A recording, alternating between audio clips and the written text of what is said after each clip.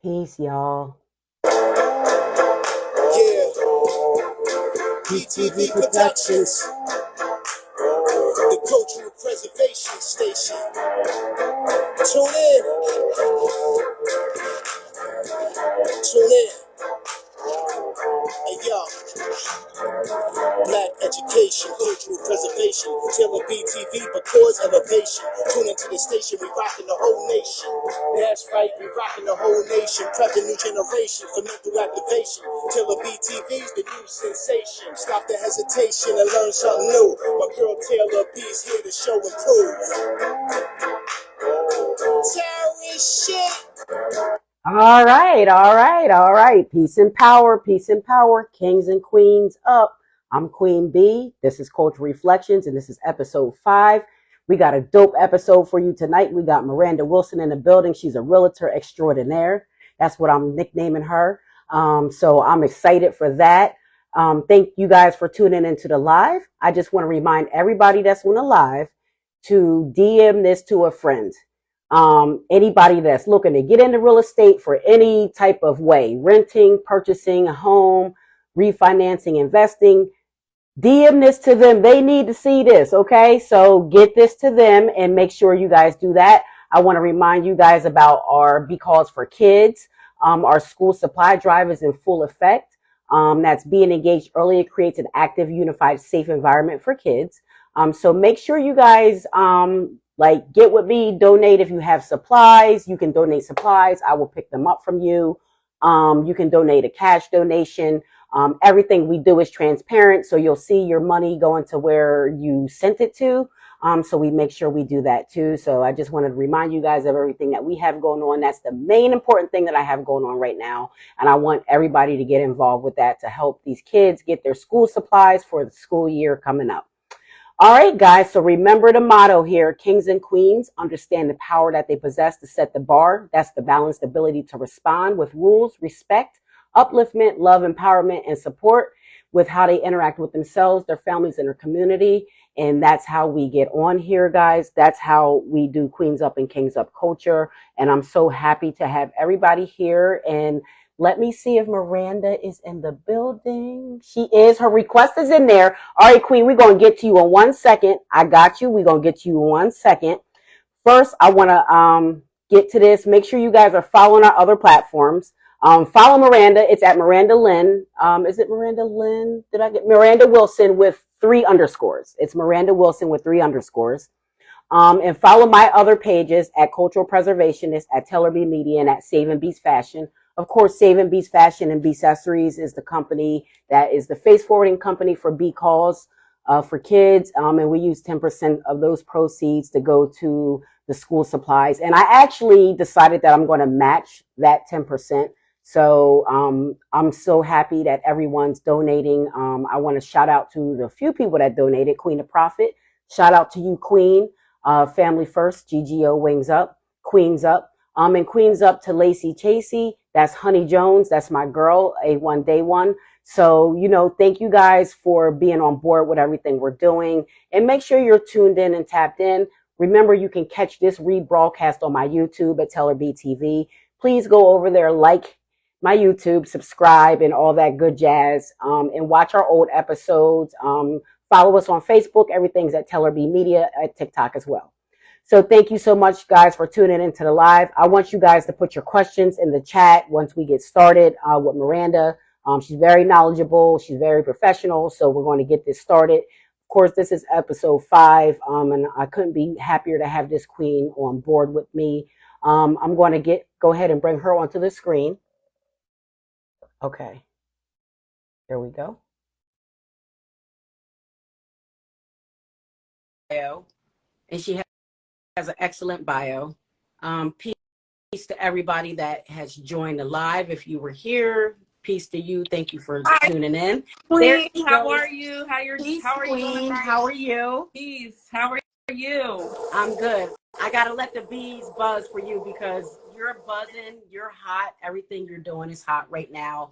I want everyone to give a warm welcome to Miranda. She's a realtor extraordinaire, Miranda Wilson. This queen sets the bar, and she rules her queendom with a high level of professionalism. She's a proud graduate of Westchester University's Honorable Masters of Social Work program. With her impressive and extended experience in social work, Miranda astonishingly brings on characteristics that allow her to deliver her deep passion and excitement for client interaction, satisfaction, and education. She has the tenacity to effectively hustle and achieve personal and professional goals. Her work ethic demonstrates determination to work smarter, using effective time management, punctual client responses, and efficient assistance to clients from the beginning of your deal to the end of your deal. I like the way that sounds, girl. Miranda has a magnetic personality that stands out in every room, which you can see by looking at her beautiful face and her beautiful smile. Yes. And she has the ability to not only be kind and professional, but she's also capable to be strict with her clients' wants and wishes. She has effectively been working and dedicated in building new long-lasting relationships in real estate industry. She specializes in client relationships, first-time home buying, renting, real estate investment, and property listings. She takes pride and honor in being able to service you from beginning to end, even beyond. And I think that deserves some buzz. It deserves a big Queenz up. I just think you're fabulous. Peace, love. Thank you for being here. Queenz up to you, Queen. Thank you for being here. Absolutely. You want to say something? Because I've been rambling on. It is definitely an honor to be in your presence, and I am definitely grateful that you allowed me to come on this platform. You're doing so much for the community. You're doing so much for the children, and honestly, it's just a pleasure to be here. Thank you. I'm hoping that together we can spread some knowledge to our people, to our community, to create awareness and financial awareness to people that need the knowledge and that need, you know, a support system to ultimately accomplish their goals. So thank you for inviting me on this platform. Absolutely. Thank you, Queen. That was so beautiful. And I want to say that's quite a bio you have there. And you know, I've been watching you, you know, Since I was a baby. I know you. I know you. Since I was a baby, yes. I know you since you was a baby. Your mom taught me how to drive. So, you know, we have history, you know, and like I see you and I'm just so proud of the woman that you've become. You're beautiful, you're smart, you're respectful, you're like on your grind to the max. Yes, and I just think it's lovely. So I want to give you those kudos those flowers and that Queen's up to you that you're a queen that understands your power and you're utilizing that to make things better for your community. And I just love that. So thank you. So let's get started. Let's get started because we got a lot to cover. Absolutely. So we always start off with a little background info. I know you grew up in Wayne. Talk about your experience growing up there. Okay, so I grew up in Wayne, Pennsylvania, which is a predominantly white area. So being Black in that area, you really have to utilize your power. You have to utilize your resources, and you have to know that you can accomplish all goals just like any other race. So with the history of discrimination, we know as the Black community that ultimately we get held at a lower regard. So with that being said, I always had the drive in me growing up in Wayne, going to Conestoga, being up against other races and just being the minority to ultimately show them that my color does not basically tell a story about who I am and what I can't accomplish. It ultimately tells a story about what I can accomplish at the end of the day. Because, you know, we are Black, we are beautiful, we are powerful, and the knowledge that we ultimately have and we can gain is something that we definitely should use as a community. So that's a little bit about my history. How I got into real estate is another story. Okay, so hold on. Before you tell that story, we're building up to that. Mm-hmm. We're going to build up to that, Queen. Don't you even worry. So listen, I want to talk about Westchester University just for a minute because you started there with social work. Tell us how you ended up being a realtor, and that can go into your inspiration for it. And I'm sure your background growing up in Wayne ties into it. So let's go ahead. Absolutely. So I went to Conestoga, and it was always a thing. Like, I want to go to college, but I didn't really know how to do it. I'm a first generational graduate that has my master's degree. So I ultimately chose Westchester because it was close. I'm the type of girl that doesn't want to go too far. I want to stay close to my family, and that's how we were brought up. We always have that support. We always had family, around us. So I got into Westchester, Penn State. I got into a couple of other schools, but I ultimately chose Westchester because it was pretty close to home. So going into Westchester, I really didn't know what I wanted to do. And I quickly chose social work because I was always that support system for those around me. I like to provide support. I like to provide education. I like to help. And that's just a part of who I am. So I went into social work and I chugged along. I got my bachelor's and then I got my master's recently, and I stuck with social work. So if you want me to tell how I got into real estate, let me know. But go ahead. Keep going with that. How did you transition from that into real estate? So I am still a social worker. I still do social work. But I ultimately got into real estate because I have a passion for financial health. So, financial wealth and health. But so I was a credit repair specialist on the side. Okay. So growing up, I didn't have the best credit. I didn't know anything about credit. We don't get that education in school. So I was driven to basically find that knowledge out about credit, how I can build my credit. And I ended up building my credit so much that I wanted to help others. So I became a credit repair specialist. I took courses. I was doing credit repair on the side. I was helping over 100 people build their credit, improve their credit, get cars, get homes. And I was like, you know what? It's time for me to get a home. And when I went through that process, I fell in love with the home buying process. And again, I'm like, I got to help others. Yes. I got to help others. I love it. So I love it. That's how I ultimately got into real estate. So I think that's so amazing because it's like you have this amazing background and degree with social work, right? And you're already kind of working and doing that. And then it isn't amazing how life just kind of throws at you what you're supposed to be doing. Absolutely. It kind of leads you that way and you kind of mold into that.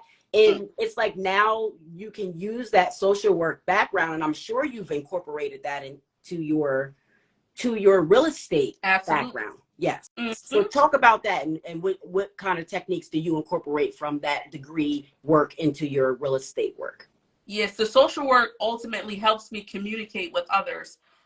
Just being a specialist in human behavior, knowing how to break down issues and to effectively help people is what I'm an expert at, being a social worker. And I use that in real estate. You're dealing with people from all different backgrounds, people that have all types of issues. You're dealing with people that may have been going through a divorce. You're dealing with people that, may have, this is their first home, or people that are selling their home and they have family or they don't have family. So they're coming with different dynamics, and ultimately you're helping. And that's what we do in social work. We're here to help and assist. So it sounds weird, but my social work degree and my real estate new employment just goes hand in hand. Yes. It literally, I'm still helping people and I'm still talking, and I have, I make my clients a part of me. Like they're family now. Yes. So, we're talking on the phone, we're working through issues. If they need any type of suggestions, any type of advice, I'm there to help. Okay.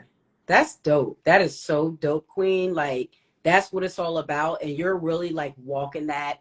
You're doing it. And kudos to you. That's what we do at Queenz Up For. So I want you to start spreading that around.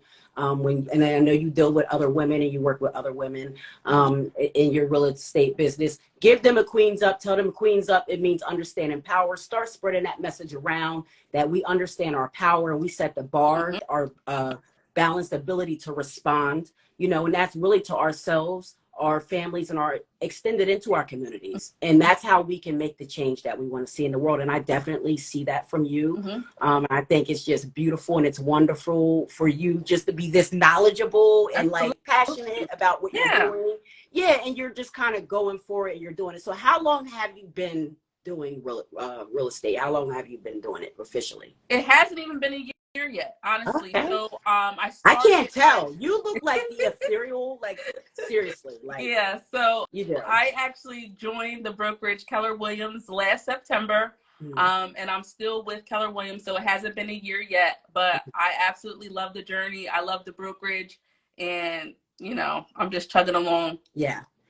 Yeah. So talk about the importance. You touched on it a little bit earlier, but I want you to really talk about the importance to you of home ownership, especially like for the Black American community. And talk about to tie into, like you said, where we grew up.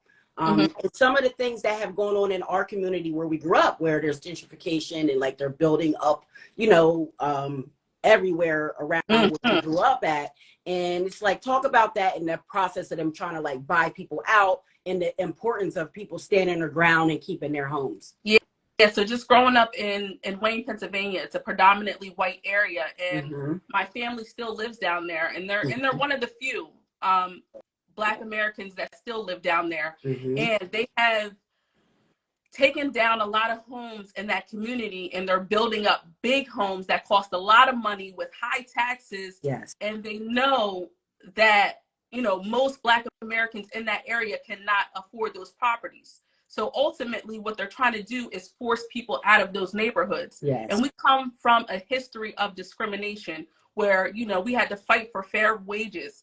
We had to go through hoops for loans and more, and all types of like credit cards. We were getting declined left and right, not by how much money we're making, or not by what type of job we have, by just because we put African American Black on the application, or just because of your name. You know, you can tell someone's race sometimes just by their name. So they know in these areas, in these white predominantly, it's the areas too. They look at that too. Yeah. So these are Black neighborhoods and predominantly white areas where they're going in and building these homes that are definitely way overpriced, and it doesn't even match the aesthetics of the neighborhood. Right. You know, and they're ultimately pushing them out. They're pushing them out. I went down there recently, and you know, it's just a whole different neighborhood. They're just, you know, they're forcing them out ultimately. And that's such a shame. And it's like, I wonder, you know, I mean, kudos to the people who have kind of stood the ground. You know, so by them doing that, and let me just ask, because I'm truly ignorant to it, by them doing that, does that now raise the property tax for the Black Americans' homes that aren't like built up? No. Okay. That does not raise their taxes. But I mean, it just puts them in an uncomfortable position. And there's things that we could have done as a community that we aren't knowledgeable to do, like go to meetings and fight for our rights and fight for our neighborhoods. But it's just something in history that we weren't welcome to. So naturally, we didn't go to those meetings. When we went to those meetings, we were getting a side eye. You know, we weren't. We were getting beat and killed. Some of them. Like, exactly. At certain points in history, you know. So it comes down to like a long line of history of like kind of like our I want to say ancestors, but even just like our elders, you know, where they had a level of fear, you know, of doing those kind of things because they weren't allowed to do those things. And that kind of gets passed down to us.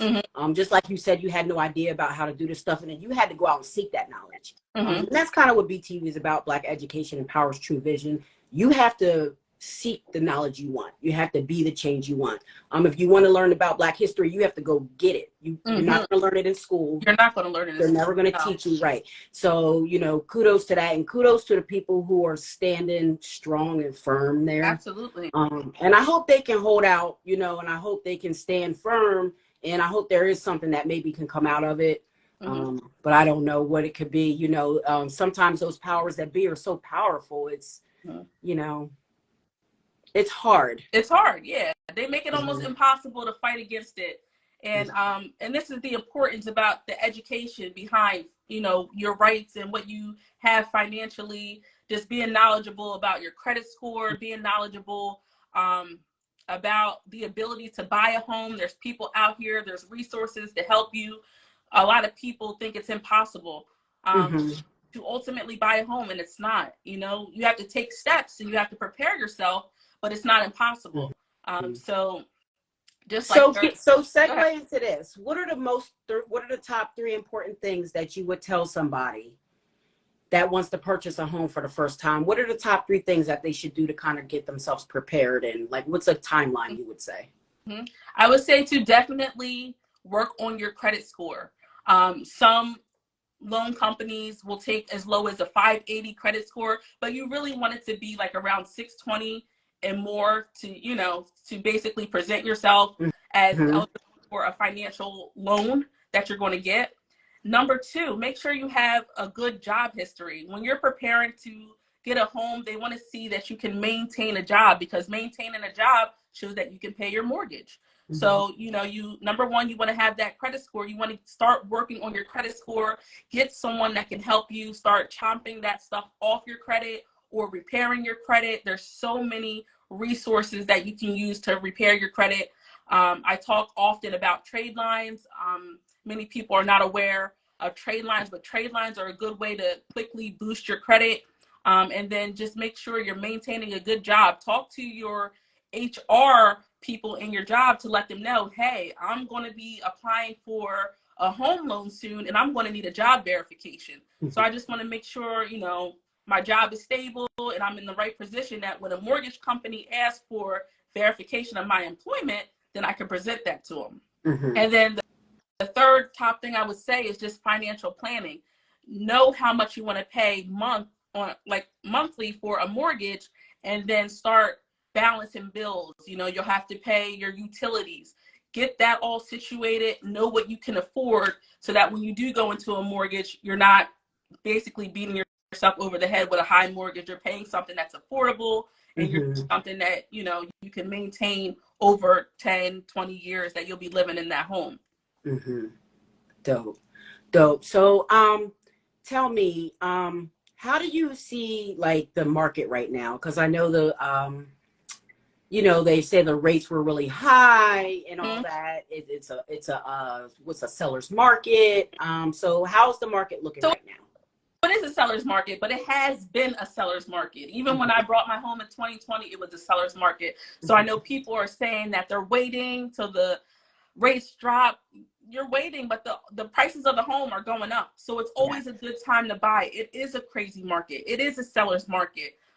There are bidding wars. There's people that are offering $20,000, $30,000, $50,000 over asking price. Wow. So you see a home listed and it says it's on the market for 150, but they're getting offers 200,000. So you have to always be knowledgeable about the market and what's going on in the market, so that you can present a good offer when it comes to getting the property that you want in this market. A crazy market does not mean that it's impossible to get a home. A crazy market just means that you have to be prepared and know what you're up against in this market. You're waiting for rates to go down, and they could, but they also could rise. And also the prices of the homes can continue to rise. The value of the home 2 years ago is definitely not the value of a home today. There's people that brought houses in 2019 and 2020 that has gained so much equity just in the past 3 years in their home, and the value of their home has increased, that they're selling their home. They just brought it a couple years ago to get that profit. So I always say it's a crazy market. Yes, it is for buyers. It's a great market for sellers, but it's always a good market to buy. It's an investment into your life, into, you know, generational. You can pass it down. So it's always a good time to buy. Absolutely. So let's get in some questions. So my boy Melrose Mike from New York, he's a DJ up there, and he really does great events. So if you guys need a Hi, DJ, Melrose. hit him up. Hi, He is Kingz. thebomb.com. He is a Black American warrior who fights for the culture daily, and he is relentless in his fight for that. So let's see what he says. If I can see with my eyes, let me see. What are some common mistakes that first-time buyers might overlook when searching and purchasing their first home? Great question. Yeah, I think some first time mistakes are being very strict and not flexible with what they want. So they miss out on a home that could have maybe four qualities that they really wanted versus all five qualities. So know what you can work with and know what you can't work with. Because if you're too strict on your criteria, you may lose out on a home that you really could have loved and enjoyed just by, I said it's a crazy market, and that house may not, something like that house may not be on the market again. Another mistake I would say is just making sure you save up enough so that when you do buy a home, you're not totally down to zero. You can, some people can put 3% down, some people can put 20% down. The more down payment you put on a house, of course, the cheaper your mortgage is probably going to be. Your loan is going to be lower. But make sure you have leftover finances to basically do what you want. If you need to repair something, if you want to take a vacation, just make sure you also have funds saved up. I always tell my clients to at least at the minimum have about like $6,000 saved up, and then from there, have extra. Okay. And then the last thing I would say is just having a good realtor, someone that's knowledgeable, someone that could create a good offer for you and on your behalf, a strong offer for you on your behalf, so that when you do find a property that you love, that realtor can follow through and hopefully get you the property that you want. So they can go to bat for you. Yes. Right? Yes. Yeah, there you go. So there you go, Mike. There's the answer to that. So you touched on credit. So let's talk about credit a little bit. Which FICO, because I know there's like several. Is there like a specific one that they use for mortgage loans? And what is the ideal credit? Well, you kind of spoke on the ideal credit scoring criteria. But like which FICO do they use, and like that direction there? So they usually use an average. The FICO score is the best score to go by now, just because a lot of banks are using it, a lot of mortgage companies are using it. But when it comes to credit score, like I said before, you really want to make sure you're in that 620 range. So I know some people see a FICO score maybe like 580. They may see one on a different app of like 600, and then another one that's higher. Try to add all those up and take an average and see what that average is, so you know exactly what you're working with in regards to credit score. Because when they pull those credit scores, they're usually pulling like the average, or they're pulling a specific one. You can always ask the mortgage company, do you pull like Experian or do you pull Equifax while you're talking to them, because some will pull a specific one, so you know what you're working with. Okay. All right, that's dope. So we got another question. Let me see what this person's name is. Into Masisi. Okay, I hope I said that right. But they said, do you recommend seeking additional resources from your county? And let me add on to that. Are there like limitations? I know there are some programs that have limitations. Do the county give you limitations? And I don't think the county gives you limitations. There are additional resources in your county. Like I know the county of Philadelphia has so many different home buying programs. Definitely look into your county. I mean, you can just simply do a Google search and say Chester County home buying programs. See what's available. Always be willing to do your research, because you never know if there's something out there in your county that could benefit you as a home buyer. Now, like I said, each county is different. So what they have in Philadelphia is probably not what they have in Chester County, but you definitely want to do your research and just see what resources are out there. Also, mortgage companies. Don't just settle for the first mortgage company you come across. You should be working with a realtor who has relationships with certain mortgage companies. But if you don't, and you're looking at a mortgage company first, look at a couple. See what they have to offer. See what programs you can benefit from. There's first-time homebuyer programs where you can get $10,000 towards a down payment. There's programs where you can have only 3% down rather than 20% down. There's programs for veterans. There's programs for firefighters, nurses. The list goes on. So there's so many resources that people really don't know about that they could start to look into. Look up your employment, what you do for work, and see if there's any programs specifically for that type of employment, because the programs are out there. Okay. Okay. Tell us where you're licensed at. Like, what states are you licensed for? So currently I am licensed in New Jersey and Pennsylvania. So I'm licensed in both states. Great. So what do you see the big difference between those states? Like, what is the decision-making process? Is it the taxes? I hear people saying that Jersey taxes are, you know, outrageous. So what advice would you give to someone that was looking to buy a home, and they're looking at Jersey and Pennsylvania? Like, what are the pros and cons that you would say? So yeah, Jersey taxes are high, but when you go out in Pennsylvania, the houses, I feel like the value of the houses are higher. So it's like, are you going to buy a home for more money with lower taxes? Or are you going to buy a house for less money with higher taxes? So ultimately, I think it kind of balances out.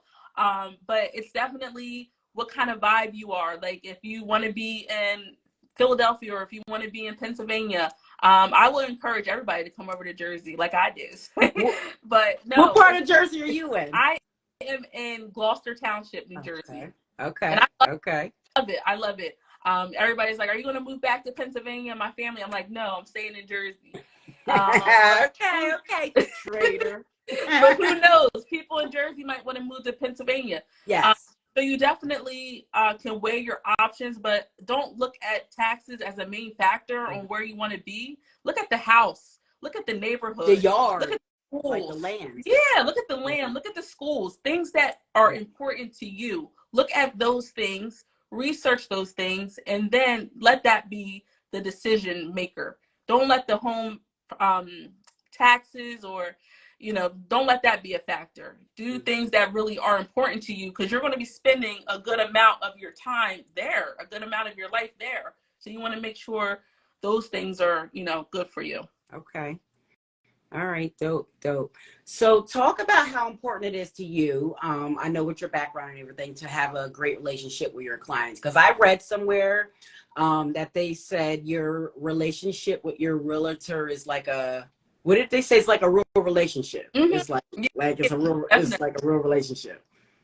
So some realtors might be a little bit more strict than me, but me, like I said, once you work with me, you are family. So I have my clients calling me at night. I have my clients messaging me early in the morning. Good morning. Can we go see this house today?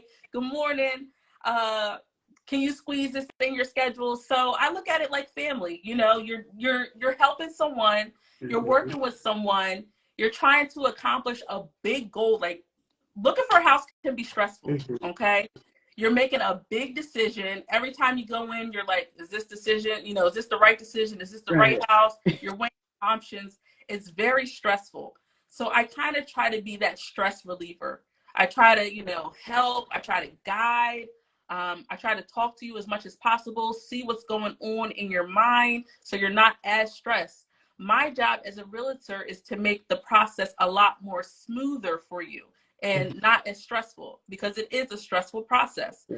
So that's how I approach it. You are family. When you hire me as a realtor, you're family. So how can we work together to make this process less stressful for you and also less stressful for me? Let's work together and let's make this process work for the both of us.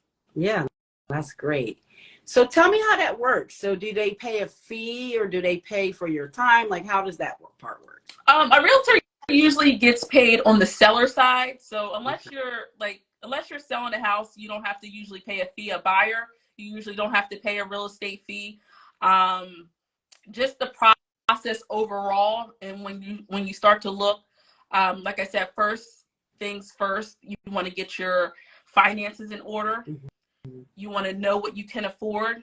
You want to be analyzing your credit. I usually say, like, if you're looking to buy a home, 6 to 12 months, you're grinding to get into the position to buy a home. So if you want to buy a home, you say, within 12 months, I want to buy a home. Now I need to get my credit together. I need to talk to people. I need to dispute items on my credit report.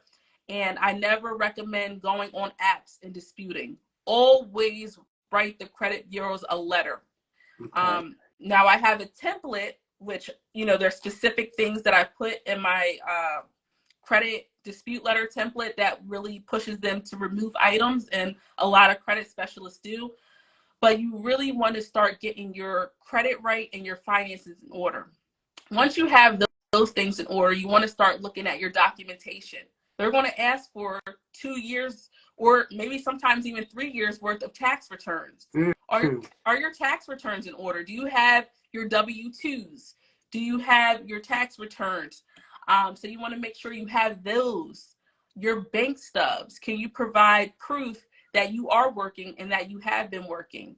Mm-hmm. And then the next step after that, once your finances is in order and once your credit is at that 620 or above, you want to start looking for a realtor, mm-hmm. because a realtor will point you in the direction of everything else that comes after that, pointing you in the direction of a mortgage officer, mm-hmm. getting you connected with a mortgage officer. And just because you're connected with a mortgage officer doesn't mean that everything is in order.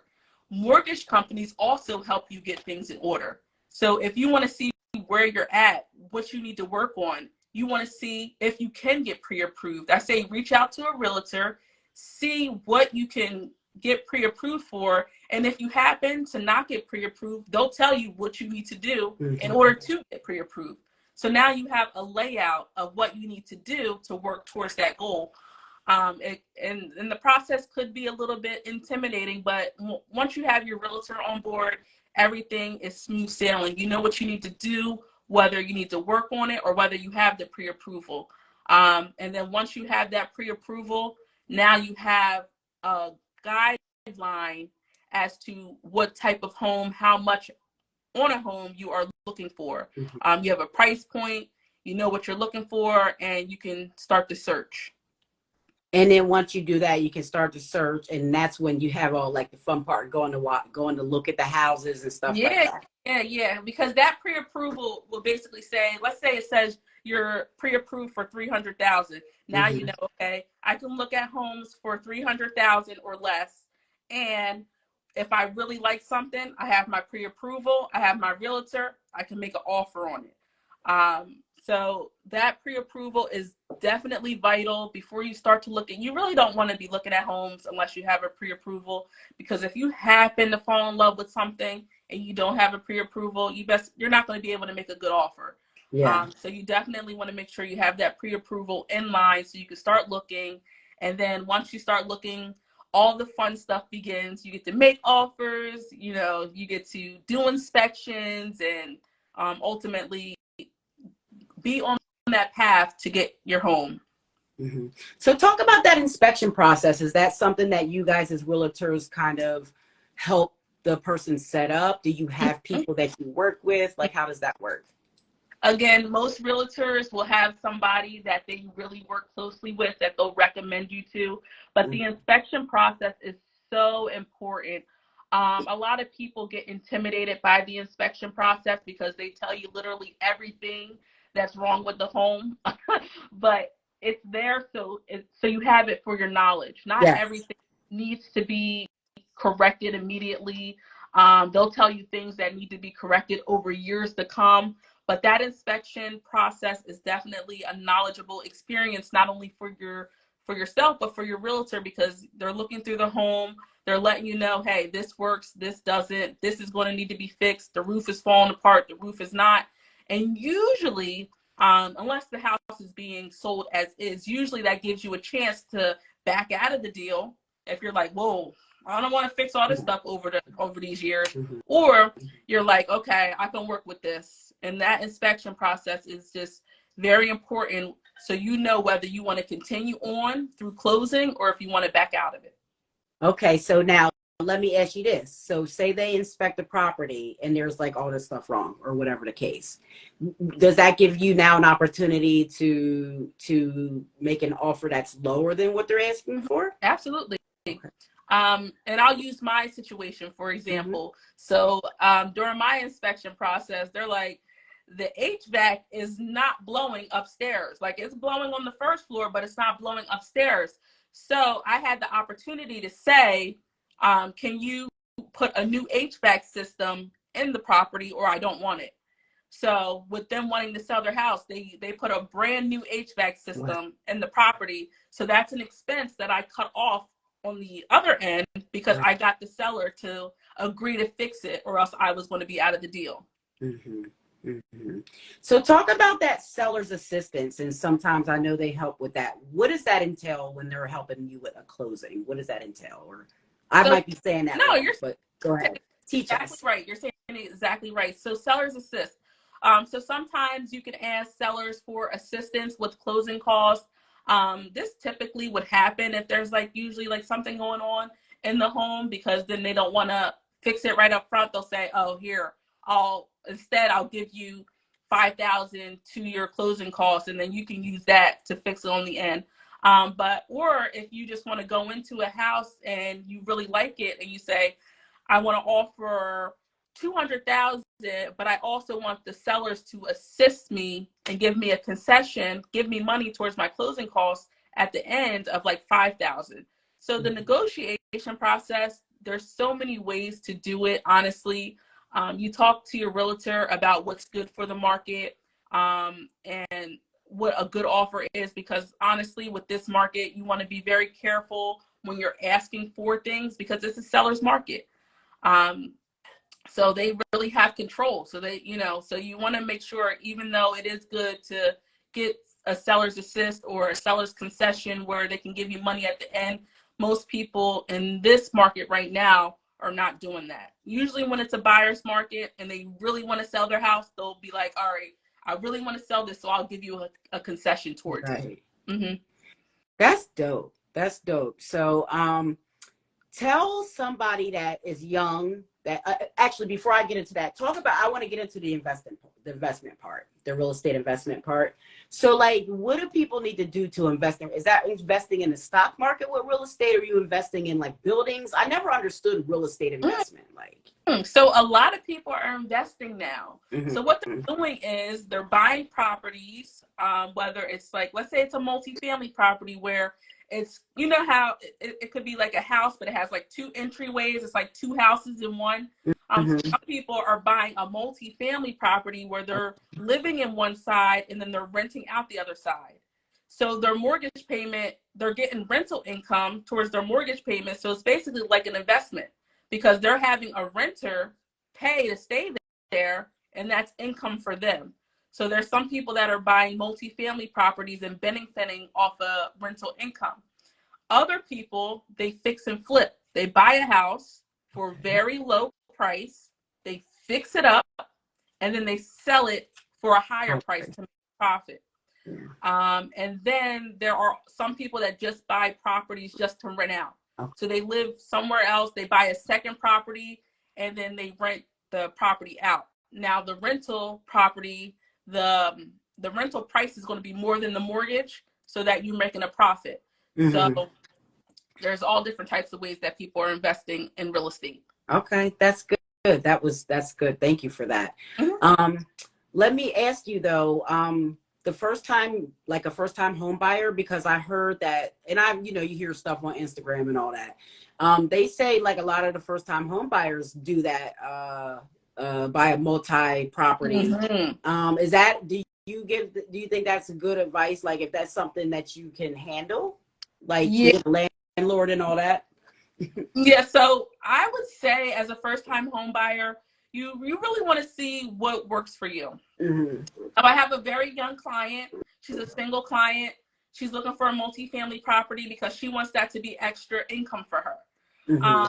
Now, other clients that may have a family, they may not want somebody living next to them, living on top of them, and having to deal with that on top of everything else. So it's really what position you're in. Do you really want to have someone and have to manage another side of the property? Do you want to be able to, do you want to have to be responsible for repairs if something breaks over there? If you have a multifamily property, you're you own everything, so it's yours. So if something breaks, it's up to you to fix. So it really depends on what situation you're in. If you're just, you know, you want to get into the house, but you need that extra income, you don't have high enough income, so you need something extra, then get the multifamily property. But if you're a first-time home buyer and you're looking to stay here for a very long time and grow old here, pass it down, you probably want to look into like a single family home. Mm-hmm. Mm-hmm. You're right, Queen. So give some advice now. Let's look at the young person that's interested in that industry. What are the tell them what the pros and cons you think are? And I don't think you probably have too many cons, because I know you love what you do. Yeah. And then to give them some advice on how to get started and kind of what it entails to become a realtor. So to the young person or to anybody that's looking to buy a house, especially in our community, I say embrace that. You have the power to be a homeowner. You are a king, you are a queen, and anything that you set your mind out to do, you can do it. I am the queen of manifestation. I used to sit and meditate hours on end on what I wanted to do, and that stuff comes to fruition. So just know in your heart that you can. Secondly, if you do, start looking into resources, talk to a realtor. You don't have to just talk to a realtor when you're ready to buy. You can talk to a realtor when you're even thinking about buying. Just so you can get some guidance. They can look at your credit. They can talk about your job. They can give you advice on how to start to get prepared to buy a home. We have dealt with so much history of discrimination, of being brought down, of feeling like we don't have enough, we're not worthy enough. And honestly, that ends. The moment you set your mind out to do something, know that you can do it. And just make sure you are researching and you are making yourself knowledgeable about what's out there. Absolutely, Queen. I could not have said that any better. You took the words out of my mouth, and I just thank you so much. Thank you for just being the queen you are, the star that you are. You're understanding your power. You set the bar. You have a beautiful family. Your beautiful daughters, they're so cute. Smart. I know they're going to be smart as a whip, just like you. Yeah. You come from a beautiful family. And just kudos to you for really doing the thing. Like, this is what it's about. Like, when I talk about my show, Black Education Empowers True Vision. Yeah. Queens understand power. Kings understand power. For you to do that, you have to know your history. So, that's a big part of it. And, you have to get a good handle on that. So you know how to maneuver and how to navigate through the universe. And so I just think that it's so amazing what you're doing. Yeah. And I want to thank you so much for coming on. Do you have any last words or last advice for anybody? You sparked something in my mind. I know you also are doing so much for the community. Yeah. You're doing so much for the children. And that is one thing that I forgot to mention. Our children, we have to speak these words and these powerful words and this knowledge to our children, so our children know what they can do. They are the next generation that's coming up. They're going to be in control. So we have to share this knowledge, this financial knowledge to them. We have to empower them. You have things going on where you are donating school supplies to kids, getting them excited about their education. Yes. Everyone should be donating. Let's help our community. Let's build up these children. That's where it starts. If we had the support we had when we were little, we had support, but if we had even more support where we were constantly getting fed knowledge, just imagine the places that we would go. Right. So definitely starts with the children. It starts with ourselves too, because we can't empower anyone unless we empower ourselves. Yes. But let's definitely reach out to the children and just spread that knowledge, spread that peace, spread that vibe, and just, take over. We have it in us. We have it in us. That's right. Take over, Queen. You said it. That's what we're slated to do. You're right. We got to encourage the children. We got to uplift them and let them know the power that they have. Make resources available to them, because I think a lot of that, I feel like when I was come up, I'm a generation over you, I think. So you know, I think our resources were kind of low coming up, but now, like the world we live in now, everything's at our fingertips. Anything that we want to do, we can go look it up online. You know, we can buy things online. It's delivered to our house the next day. You can sign up for courses online and go to schools that are across the seas, overseas. And, you know, so we really have the resources, and it's up to us, like I said, to understand that power. You know, that's the base form of it. You have to understand it first. And then you can tap into it and start utilizing it for the greater good. And again, like you said, that starts with yourself. It starts with talking to yourself good, positive, manifesting what you want. And then, you know, you living that out through your family. And then they extend that out in the community. When they go out and they're being in the community, they're being responsible socially because they were raised in a good family. So all these things matter. And I think what you're doing is great, because you're bringing home ownership to people and helping them attain home ownership, which is so important to cultivate that lifestyle that we're talking about. Absolutely. You know? Absolutely. So I want everybody to remember, Kings and Queens, this is the creed. So when you're navigating out there, just remember to understand the power that you possess, to set the bar. That's your balanced ability to respond. Too often where we can't balance our emotions, we're responding emotionally out of haste, out of anger, or bad tempers.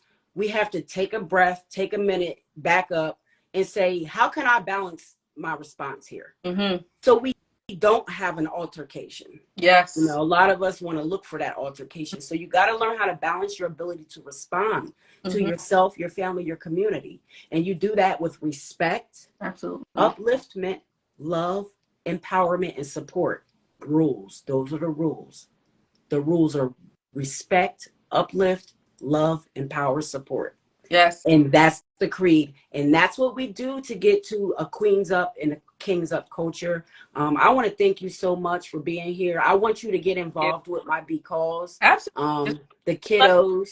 Let me know. I can get involved. I would love to. I would love to get you involved. I'm actually going to be reaching out to you.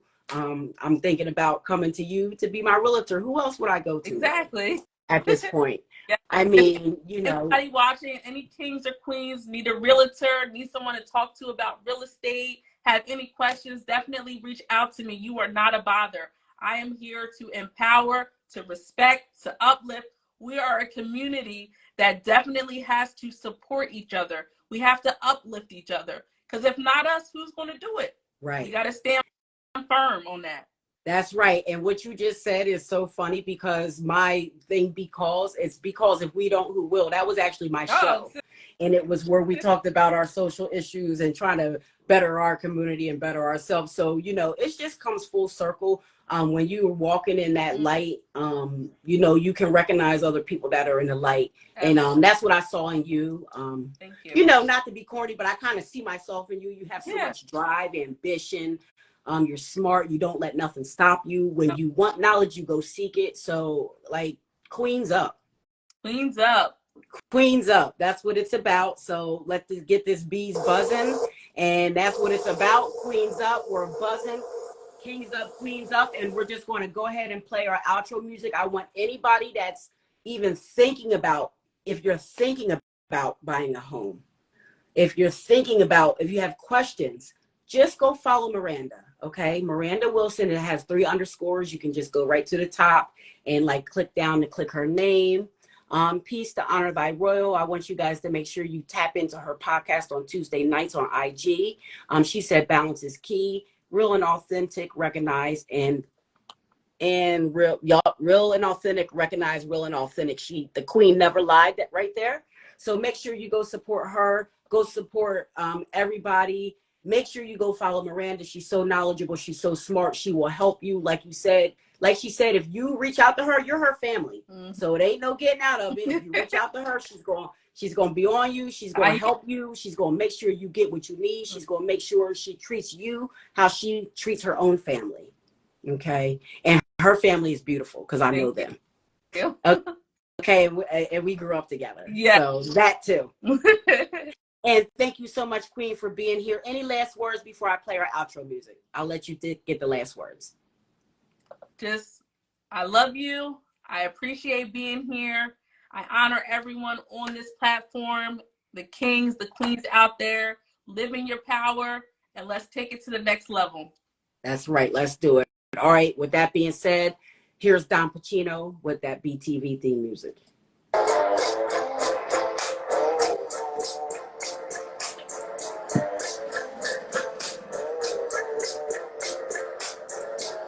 Hold on.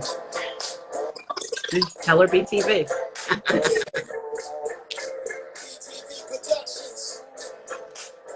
The Cultural Preservation Station.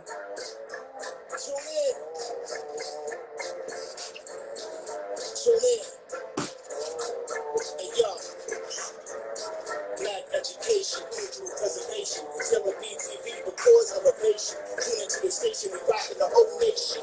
That's right, we rockin' the whole nation. Prepping new generation for mental activation. Till the BTV's the new sensation. Stop the hesitation and learn something new. My girl Taylor B's here to show and prove. Terrorist shit. Salute. Peace.